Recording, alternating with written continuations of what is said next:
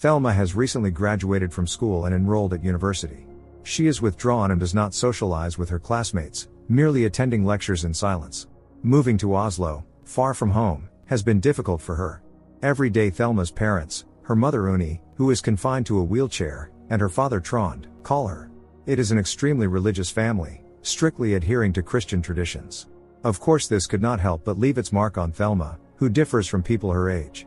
One day in the reading room, in front of other students, she has a seizure. The girl is taken away by an ambulance.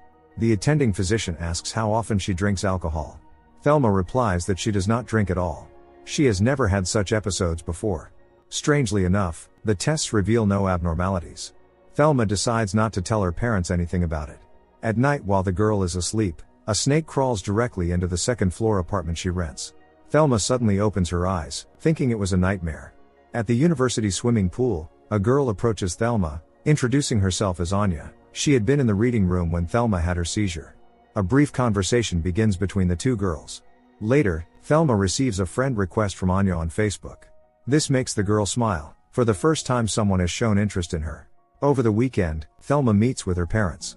Any attempt by the girl to question what is written in the Bible provokes categorical protest from them. Trond does not like his daughter's new way of thinking. When he asks how life could have emerged from nothing if the Bible is not true, Thelma has no answer. And that is Trond's main argument. The couple stays the night at their daughter's place. Thelma confesses to her father that she is sometimes visited by sinful thoughts, that she is better than others. Seeing other girls with friends and boyfriends, Thelma thinks they are uglier than she is. And yet for some reason no one communicates with her. Trond only says that it takes time.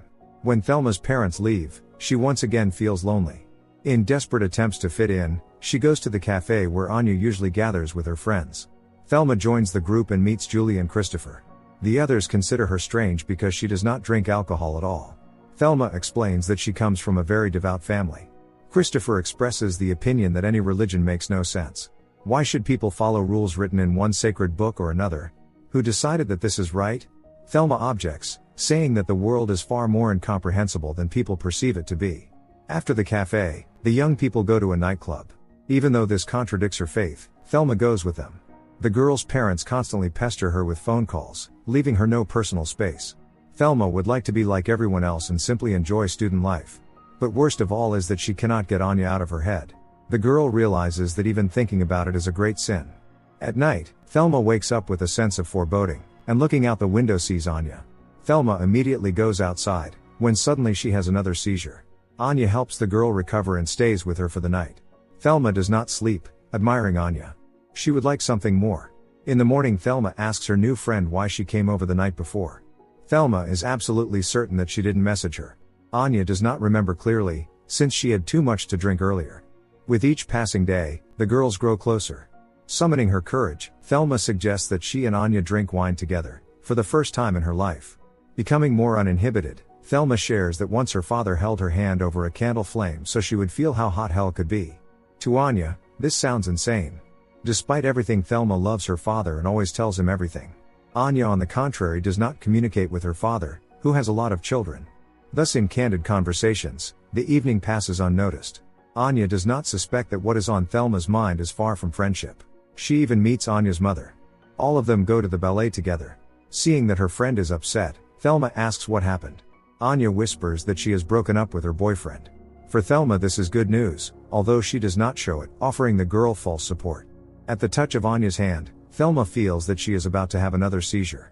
The girl struggles with all her strength to restrain the uncontrollable trembling in her hands. When it becomes completely unbearable, she runs out of the hall in despair. Anya follows Thelma, silently making it clear that her feelings are mutual. The kiss was almost inevitable. But coming to her senses, Thelma pushes Anya away and runs off, afraid she will lose control and cross the line.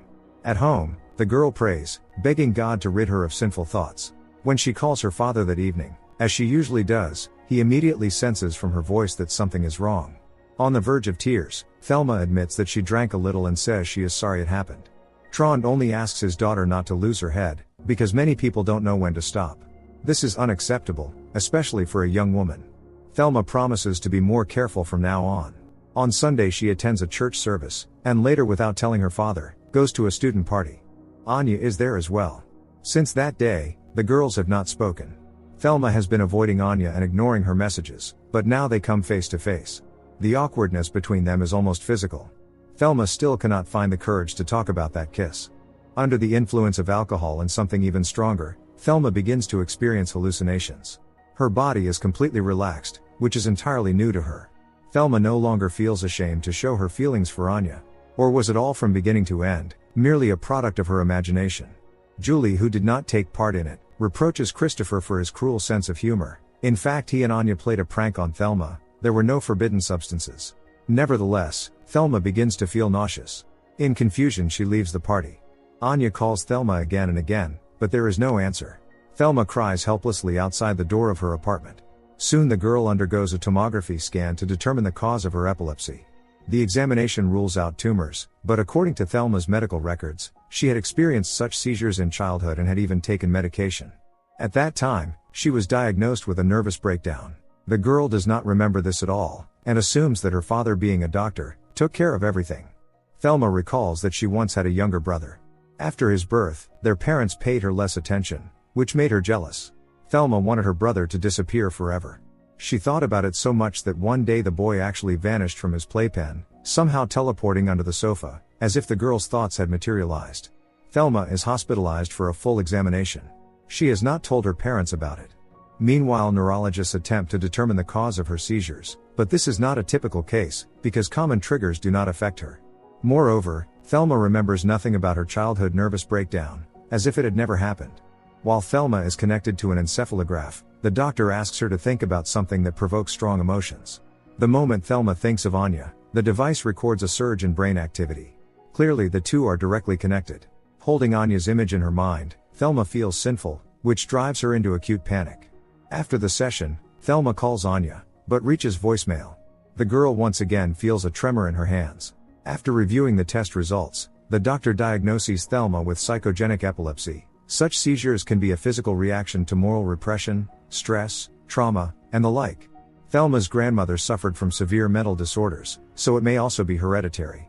The girl knows nothing about her grandmother, who passed away long ago.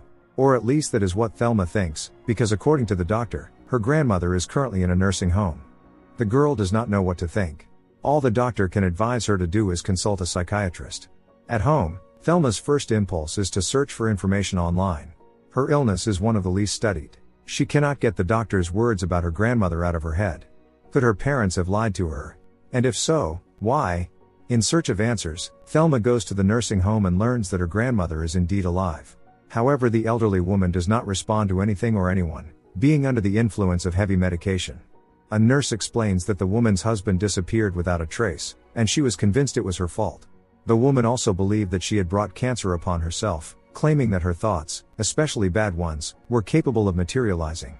At her son's insistence, she spent many years in a psychiatric hospital, and later she was transferred to a nursing home. Thelma clearly has a great deal to think about. At home, she tries to call Anya again, and once more to no avail. Moreover, the girl does not appear at lectures or in the reading room. To relieve the tension, Thelma goes to the university pool, when suddenly she has a seizure right in the middle of swimming. In desperation, the girl tries to reach the surface, but runs into what feels like a solid wall. Fortunately, the episode passes before she runs out of oxygen. Tormented by uncertainty, Thelma goes to Anya's building and rings the doorbell, but there is no response. Since the door is not locked, Thelma enters, however there is no one inside. She is convinced it is her fault, and in despair calls her mother. The girl kept thinking that it would be better if Anya did not exist at all, and somehow her thought materialized. Now she only wants to return home. Of course, Thelma's parents are ready to take her back at any moment. The girl returns home. She feels sorry that her parents spent a great deal of money so she would not have to work during her studies, perhaps for nothing. Trond insists that she will still be able to pass her exams. Thelma tells them about her psychogenic epilepsy. They do not look surprised. As soon as Thelma takes a sip of the tea offered by her parents, she feels her mind starting to fog up. They have put something in it. Trond announces that they know what is wrong with her. From the unbearable weakness spreading through her body, Thelma cannot even move. Her parents are ready to tell her the truth. In the past, Thelma's hostility toward her younger brother grew so strong that one day the boy disappeared, this time for good. Thelma's grandmother had the same ability. Her thoughts became reality. They were always the darkest, the most obsessive thoughts. Trond explains to his daughter that if she desires something strongly enough, with both her heart and her mind, It will inevitably come true. They had hoped that if their daughter found God, it would heal her. Since that did not work, the only way is to suppress her emotions with medication. From then on, the couple keeps their daughter locked away, forcing her to pray and to take her medication regularly. Thelma grows angry with God and with her father, unable to understand why she cannot be like everyone else. Trond asks his daughter what happened to her missing classmate. Thelma admits that she fell in love with Anya, and that it was mutual. But Trond does not believe it was true love, at least not on Anya's side. Deep in her soul, Thelma wished for the object of her affection to disappear, because it was sinful and perverse. And so it happened. Uni does not believe they can handle it. And although the spouses love their daughter unconditionally, they will have to pay for the consequences for the rest of their lives if they do not take action. Trond has done everything he could, but Thelma's gift cannot be controlled. They are forced to admit defeat. Trond knows his wife is right, they must do everything to ensure that Thelma never harms anyone again. The medication they give her regularly has made her like a zombie. Thelma no longer feels anything, neither bad nor good. One day the girl admits that she visited her grandmother at the nursing home. Thelma does not want the same fate for herself. But Trond is powerless to do anything and does not respond to his daughter's pleas to let her go. What Trond failed to consider is that he may be the next whose disappearance Thelma will sincerely wish for, even if the medication largely suppresses her consciousness. His body suddenly bursts into flames, neither water nor anything else is able to extinguish the fire. In tears, Thelma walks into the lake where it happened.